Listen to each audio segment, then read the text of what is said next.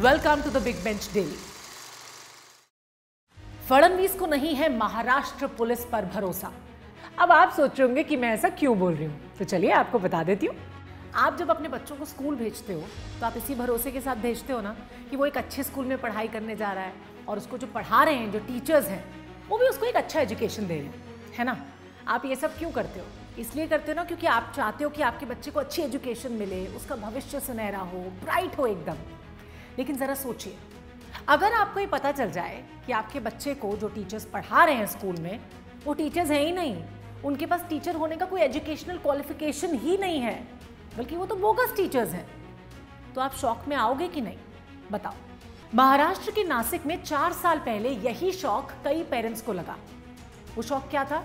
उनको ये पता लगा कि पूरे नासिक में 1-2 नहीं, 10 या 20 भी नहीं, बल्कि 1154 टीचर्स ऐसे थे जो बोगस टीचर्स थे, जिनके पास एजुकेशनल क्वालिफिकेशन का कोई सर्टिफिकेट नहीं था, और वो आपके बच्चों को पढ़ा रहे थे। वो पूरे जिले के अलग अलग स्कूलों में पढ़ा रहे थे। लेकिन इस फर्जीवाड़े का मैग्नीट्यूड इससे भी बड़ा था। पता है क्या? ये बात सिर्फ नासिक तक नहीं थी, बल्कि धुलिया, नंदुरबार, जलगांव, पुणे, बीड़ और गोंदिया जैसे जिलों से भी ऐसे बोगस टीचर्स की भर्ती का पता चला था।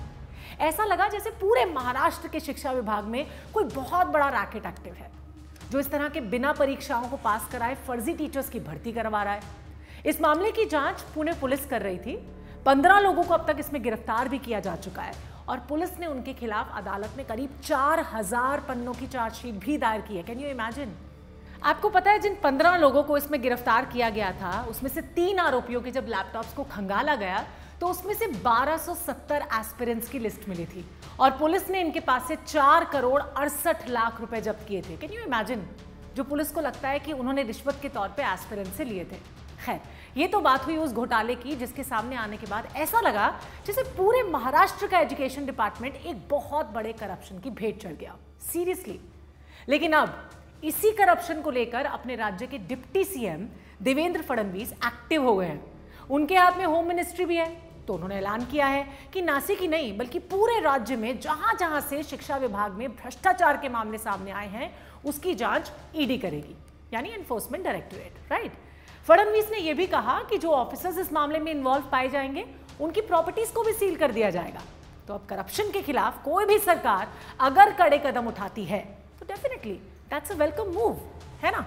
लेकिन यहाँ एक बात और है जो मैं आपको बताना चाहती हूँ, जो आसानी से डाइजेस्ट भी नहीं हो रही है मुझको, और वो ये है कि क्या फडणवीस को अपने ही विभाग के लोगों पे भरोसा नहीं है, या उन्हें महाराष्ट्र की पुलिस निकम्मी लगती है क्या?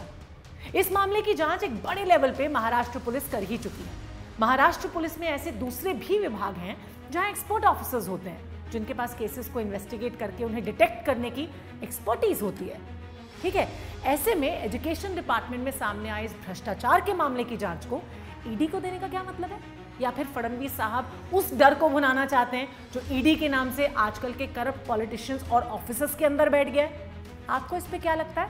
हमको कमेंट्स करके बताइए जल्दी से। आपके कमेंट्स हमारे लिए बहुत इंपॉर्टेंट होते हैं, मैं हमेशा आपसे कहती हूँ। तो लिखिए और बताइए, और हाँ, हमारे चैनल को सब्सक्राइब करने के लिए आप नीचे सब्सक्राइब बटन को प्रेस कर सकते हैं। And for more such informative videos keep watching the big bench daily.